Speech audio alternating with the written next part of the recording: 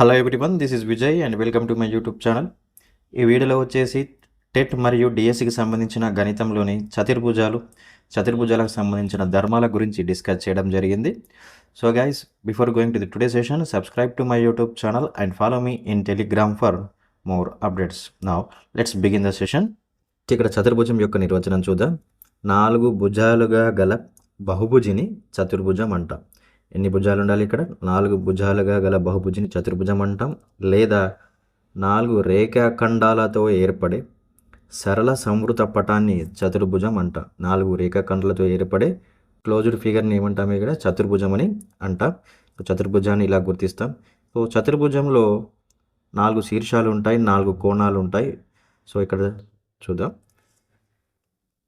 చతుర్భుజం ఏబిసిడిలో శీర్షాలు ఏబిసిడిలు శీర్షాలు అయితే, ఏబిసిడిలు కోణాలు అయితే, భుజాలు ఏమవుతాయి? ఇక్కడ ఏబి, బీసీ, సిడి, డిఏలు చతుర్భుజం యొక్క భుజాలు. సో ఎదురెదురు భుజాల జతలు, ఇక్కడ ఎదురుగా ఉన్న భుజాల జతలు ఏమవుతాయి? ఏబికి అపోజిట్లో సిడి ఉంటుంది, బీసీకి అపోజిట్లో ఏడి ఉంటుంది. ఇవి ఎదురెదురుగా ఉండే భుజాల జతలు.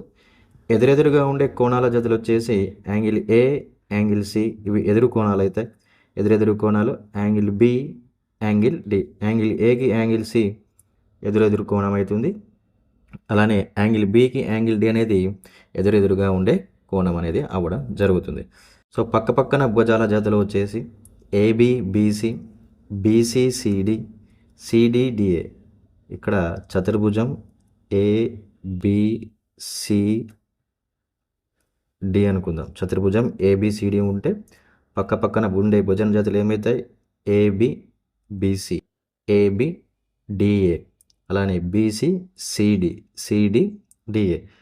సో నెక్స్ట్ చూద్దాం. నెక్స్ట్ వచ్చేసి పక్క పక్కన ఆసన్న కోణాల జతలు వచ్చేసి యాంగిల్ ఏ, యాంగిల్ బి.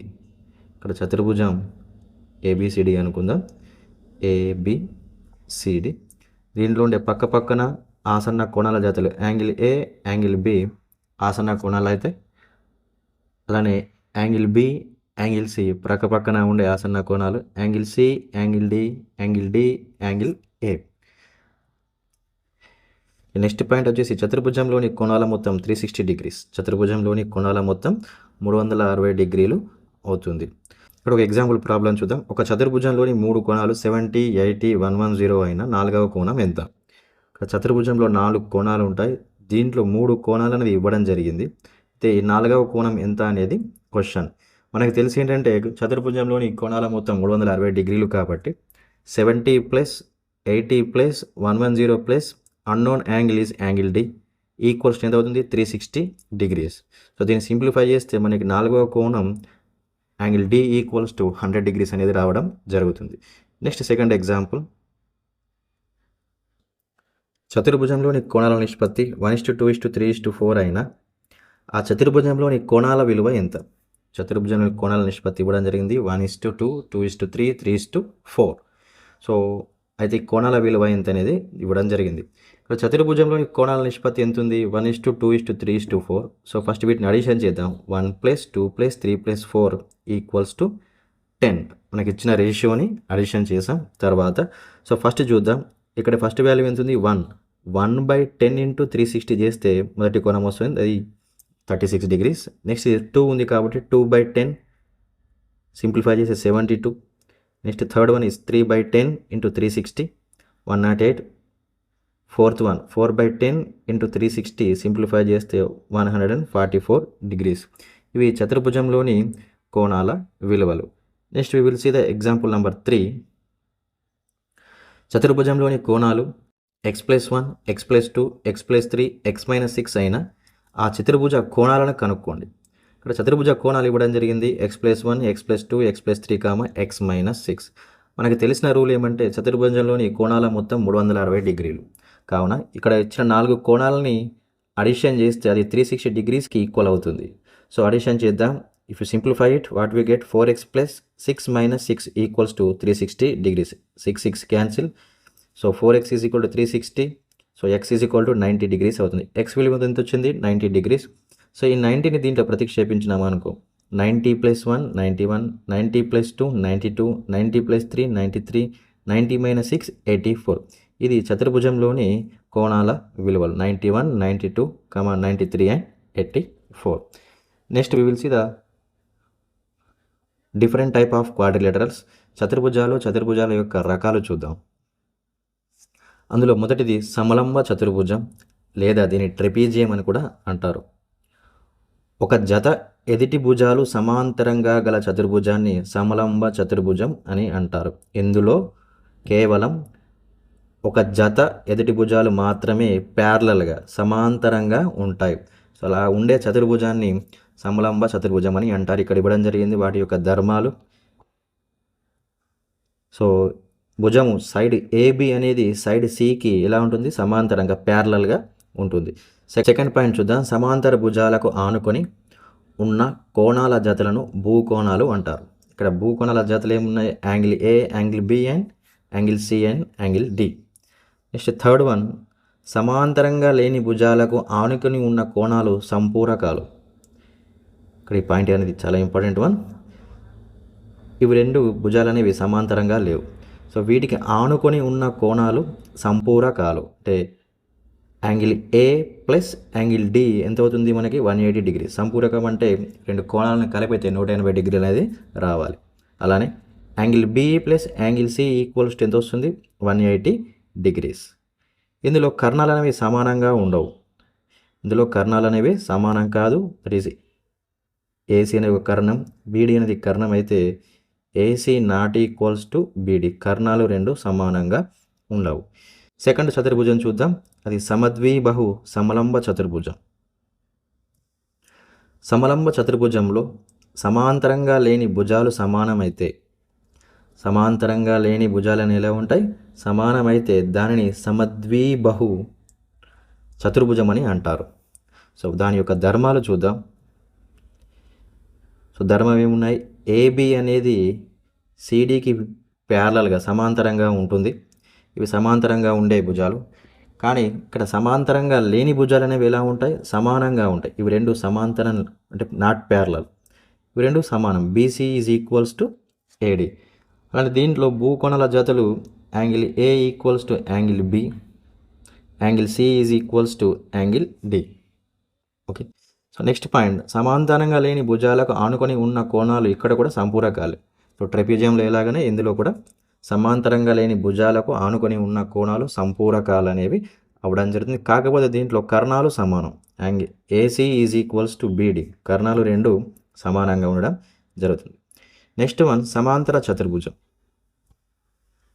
రెండు జతల ఎదుటి భుజాలు సమాంతరంగా గల చతుర్భుజాన్ని సమాంతర చతుర్భుజం అని అంటారు.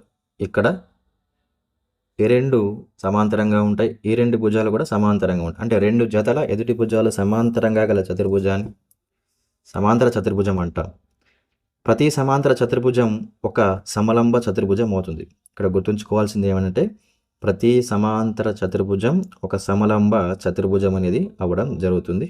సమాంతర చతుర్భుజం యొక్క ధర్మాలు చూద్దాం. ఎదురెదురు భుజాలు సమానం. ఒక సమాంతర చతుర్భుజం అయితే ఏబిసిడి, దీంట్లో ఉండే ఎదురెదురు భుజాలు సమానం, ఎదురెదురు కోణాలు సమానం. ఆసన్న కోణాలు సంపూరకాలు అవుతాయి. సంపూరకాలు అంటే రెండు కోణాల మొత్తం 180 డిగ్రీలు అవ్వాలి. కర్ణాలు ఇందులో సమానంగా ఉండవు. కాకపోతే కర్ణాలు అనేవి సమద్విఖండన చేసుకుంటాయి. కర్ణాలు సమానంగా లేకపోయినప్పటికీ కర్ణాలు సమద్విఖండన చేసుకోవడం జరుగుతుంది, సమానంగా ఖండించుకోవడం జరుగుతుంది. ప్రతీకరణం సమాంతర చతుర్భుజాన్ని రెండు సర్వసమాన త్రిభుజాలుగా విభజిస్తుంది. ప్రతీకరణం సమాంతర చతుర్భుజాన్ని రెండు సర్వసమాన త్రిభుజాలుగా విభజిస్తుంది. నెక్స్ట్ వన్, దీర్ఘచతురస్రం. సమాంతర చతుర్భుజంలో ఒక కోణం 90 డిగ్రీలు అయితే దానిని దీర్ఘచతురస్రం అంటారు. సమాంతర చతుర్భుజంలో ఉండే ఒక కోణం అనేది ఎంత అవ్వాలి, 90 డిగ్రీస్ అయితే ఆ చతుర్భుజాన్ని దీర్ఘచతురస్రం అంటారు. ప్రతి దీర్ఘచతురస్రం ఒక సమాంతర చతుర్భుజం అవుతుంది. దీర్ఘచతురస్రం యొక్క ధర్మాలు చూద్దాం. ఇందులో ఎదురెదురు భుజాలు సమానం, ఎదురెదురు కోణాలు సమానం, ప్రతి కోణం 90 డిగ్రీలు. అలానే ఆసన్న కోణాలు సంపూరకాలు. కర్ణాలు సమానం మరియు కర్ణాలు కూడా సమద్విఖండన చేసుకుంటాయి. ఇక్కడ కర్ణాలు సమానం, దాంతోపాటు కర్ణాలు సమద్విఖండన చేసుకోవడం జరుగుతుంది. ప్రతి కర్ణం దీర్ఘచతురస్రాన్ని 2 సర్వసమాన లంబకోణ త్రిభుజాలుగా విభజిస్తుంది. 2 సర్వసమాన లంబకోణ త్రిభుజాలుగా విభజించడం జరుగుతుంది. నెక్స్ట్ వన్, సమచతుర్భుజం లేదా రాంబాస్ లేదా దాన్ని సమబాహు చతుర్భుజం అని అంటారు.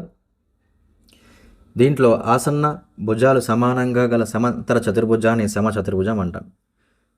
ఇది కూడా ఒక సమాంతర చతుర్భుజమే, కాకపోతే దీంట్లో ఆసన్న భుజాలు అనేవి సమానంగా ఉంటాయి. ప్రతి సమచతుర్భుజం ఒక సమాంతర చతుర్భుజం అవుతుంది.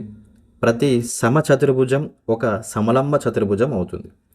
రాంబస్ యొక్క ధర్మాలు: అన్ని భుజాలు సమానం, సమాంతర చతుర్భుజంలో ఎదురెదురు కోణాలు సమానం, ఆసన్న కోణాలు సంపూరకాలు. ఇందులో కర్ణాలు అనేవి సమానంగా ఉండవు, కాకపోతే కర్ణాలు లంబంగా సమద్విఖండన చేసుకుంటాయి. లంబంగా సమద్విఖండన చేసుకుంటాయి. లంబంగా సమద్విఖండన చేసుకోవడం వల్ల ఇక్కడ 4 లంబకోణ త్రిభుజాలు అనేవి ఏర్పడడం జరుగుతుంది. ప్రతి కర్ణం సమచతుర్భుజాన్ని 2 సర్వసమాన సమద్విబాహు త్రిభుజాలుగా విభజిస్తుంది. ప్రతి కర్ణం సమచతుర్భుజాన్ని 2 సర్వసమాన సమద్విబాహు త్రిభుజాలుగా విభజిస్తుంది. నెక్స్ట్ వన్, స్క్వేర్ లేదా చతురస్రం.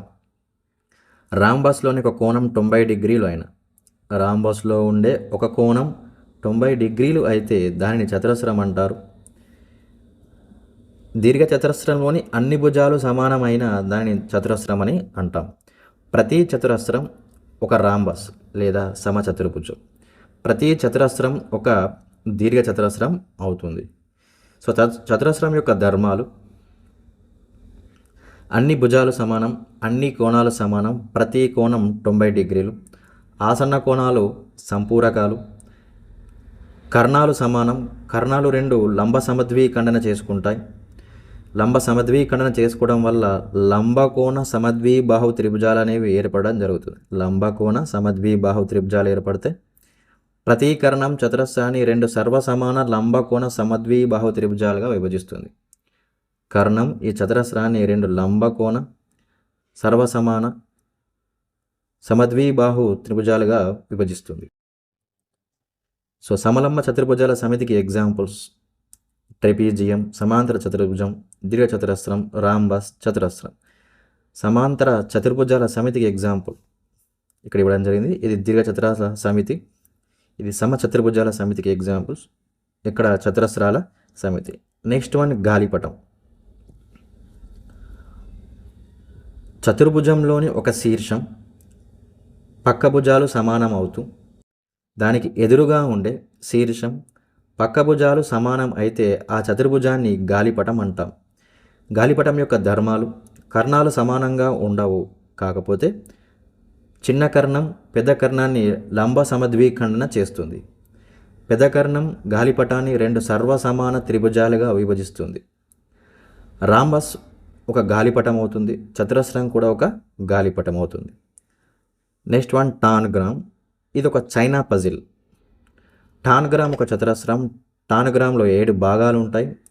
అది ఒక సమాంతర చతుర్భుజం, ఒక చతురస్రం, 5 త్రిభుజాలు. టాన్గ్రామ్ను ఉపయోగించి వివిధ రకాల ఆకారాలు తయారు చేయవచ్చు. నెక్స్ట్ అండ్ లాస్ట్ వన్, బహుభుజాలుగా గల ఒక క్రమ బహుభుజిని యొక్క ఒక కోణం విలువ తెలుసుకోవాలి. ఇక్కడ బహుభుజిలో ఉండే ఒక క్రమ బహుభుజిలో ఉండే కోణాల విలువ తెలుసుకోవడానికి formula 2n - 4/n × 90 degrees. For example ఒక సమబాహు త్రిభుజం తీసుకుందాం. సమబాహు త్రిభుజంలో ఉండే భుజాల సంఖ్య 3, n = 3. దీంట్లో ప్రతిక్షేపించినప్పుడు 60 degrees వస్తుంది. అంటే సమబాహు త్రిభుజంలో ఉండే ప్రతి కోణం విలువ 60 degrees.